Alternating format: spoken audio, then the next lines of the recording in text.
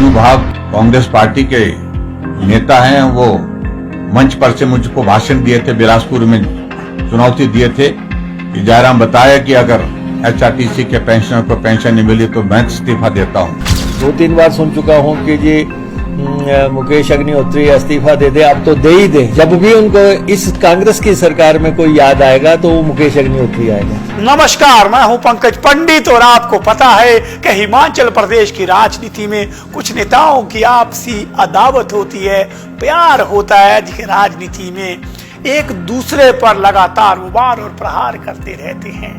ऐसा ही रिश्ता प्रदेश की राजनीति में नेता विपक्ष जयराम ठाकुर और मुकेश अग्निहोत्री जो डिप्टी चीफ मिनिस्टर हैं। और सबसे बड़ी बात के जब जयराम ठाकुर की सरकार थी तो नेता विपक्ष जो है वो मुकेश अग्निहोत्री थे और जयराम उस समय मुख्यमंत्री थे। तब इन दोनों की अक्सर विधानसभा से लेकर के मीडिया से लेकर के हर मुद्दे पर वार पलटवार और तकरार होती रहती थी। इन दिनों एचआरटीसी के वेतन और भत्तों को लेकर अक्सर जयराम के निशाने पे मुकेश अग्निहोत्री रहते हैं और वो बार बार कहते हैं कि मुकेश जी पेंशन तनख्वाह नहीं आई, इस्तीफा दीजिए। आज बारी थी मुकेश अग्निहोत्री की, तो मुकेश अग्निहोत्री ने आज चुन चुन के जयराम की एक एक बात पर वार किया। आज उन्होंने कहा कि जयराम ठाकुर के दिल में आज भी सत्ता जाने की टीस है और जब सत्ता जाने की बात आती है तो कहीं ना कहीं उसमें हमारी भूमिका भी उन्हें लगती है कि कुछ ना कुछ जरूर रही है। मुकेश ने कहा कि जब भी इस कांग्रेस सरकार की याद आएगी तो मुकेश पर तो जयराम जी की बात जरूर होगी, क्योंकि हमारा प्यार का रिश्ता है। आइए सुनाता हूँ ये बात आपको मुकेश अग्निहोत्री। मैं वो इसलिए मांग रहे हैं क्योंकि मैंने आज दिन तक रेगुलर पे एंड पेंशन दी है और उन्होंने अपने समय में 57 बार डिफॉल्ट किया है और जब वो मुख्यमंत्री थे सिर्फ 3 महीने वो रेगुलर टाइम पे जो है पे दे पाए, पेंशन दे पाए। इसलिए वैसे भी जब सत्ता से बाहर आदमी चले जाता तो उसको बहुत प्रीत आती है। आजकल उनको एचआरटीसी पे बहुत चर्चा होती है। आपकी सूचना के लिए 10 करोड़ रुपया जो है जो उन्होंने रैलियों में कार्यक्रमों पे खर्च किए वो डिफॉल्ट करे पैसा बिना दिए चले गए थे। 10 करोड़ रुपया अभी भी मैंने 2.5 करोड़ रुपया चुकता किया है, अभी भी 7.5 करोड़ रुपया जो है एचआरटीसी की देनदारी बाकी है। तो इसलिए आजकल वो एचआरटीसी पे चर्चा करते हैं, असल में उनके मन में एक टीस है।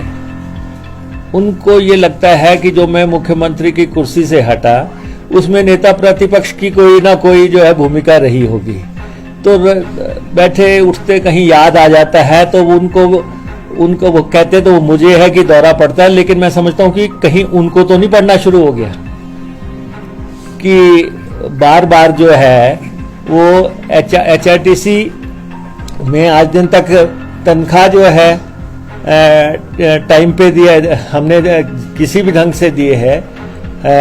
इतना बड़ा भारी भरकम बोझ वो जो है कर्ज का छोड़ गए और उसके बावजूद जो है हमने एचआरटीसी को तनख्वाह और पेंशन में डिफॉल्ट नहीं होने दिया है।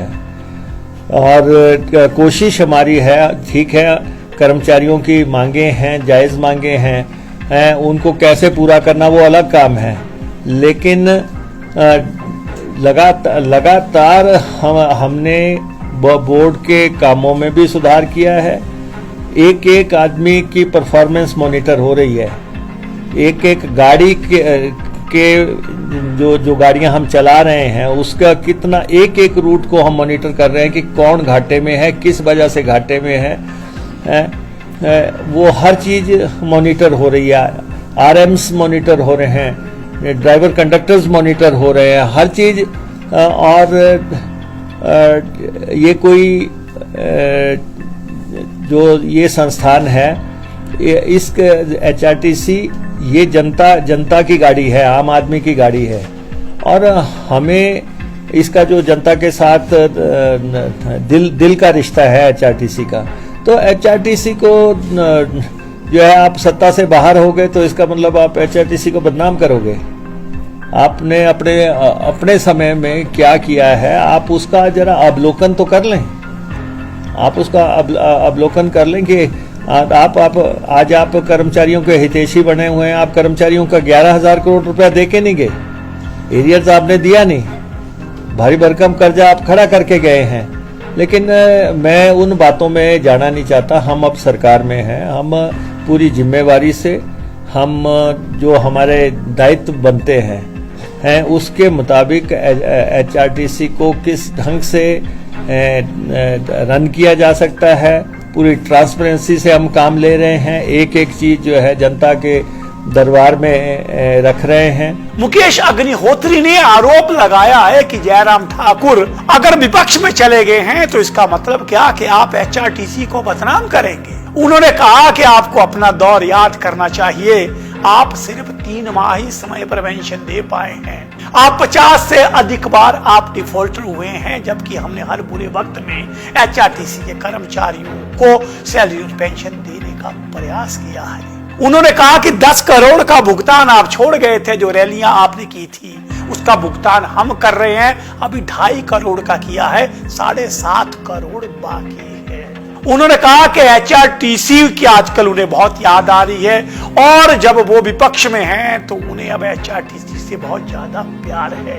अब वो कर्मचारी हितैषी बन रहे हैं, लेकिन जाते जाते 11,000 करोड़ रुपया वो कर्मचारी को क्यों देना भूल गए।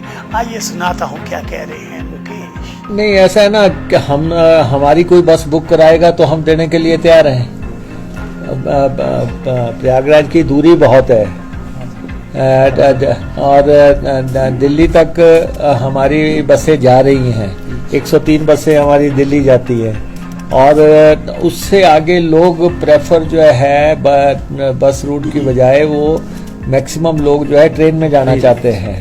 तो बाकी ये बात मैंने सुनी थी कि नेता प्रतिपक्ष ने कहा कि एचआरटीसी ने वहाँ बस नहीं भेजी। वो बस बुक कर ले, मैं सुबह भेज देता हूँ।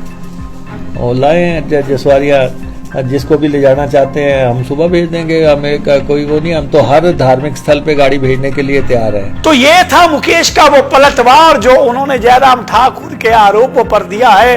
अब बारी है जयराम ठाकुर की। अब इंतजार रहेगा कि कब जयराम ठाकुर का जवाब आता है मुकेश की सिलसिलेवार इन बातों पर। और सबसे बड़ी बात जो मुकेश ने कही है कि वो अक्सर कहते हैं मुझे दौरा आता है। उन्होंने कहा मुझे लगता है जयराम ठाकुर को दौरा आता है। अब देखते हैं ये दौरा और ये दौर कब तक इस तरह अदावत का प्यार का जारी रहता है। इंतजार रहेगा जयराम ठाकुर के पलटवार का।